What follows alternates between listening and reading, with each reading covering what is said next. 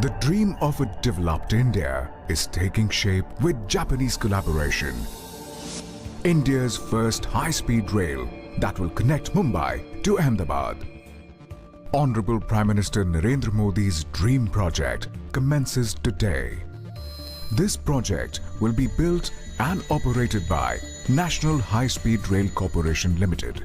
The first step of the project would be construction of a training institute in Vadodara, where more than 4,000 officials will be trained on the new technology. Then across rivers, roads and rail lines, bridges would be constructed. This project will provide employment to over 20,000 people. Oceans, mountains, cities.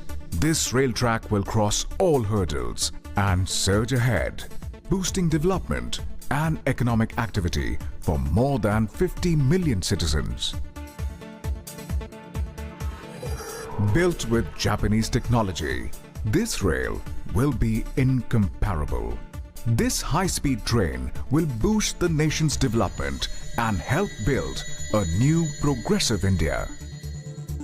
The historic Sabarmati station, which is the starting point of this project, will be renovated.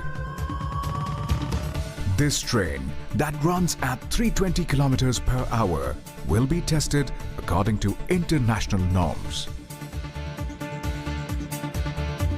The travel time between Mumbai terminal and Ahmedabad will reduce from 8 hours to just 2 hours.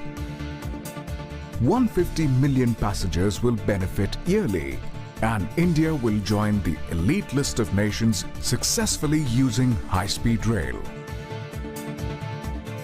Thereby, this glorious journey from promise to prosperity will be completed.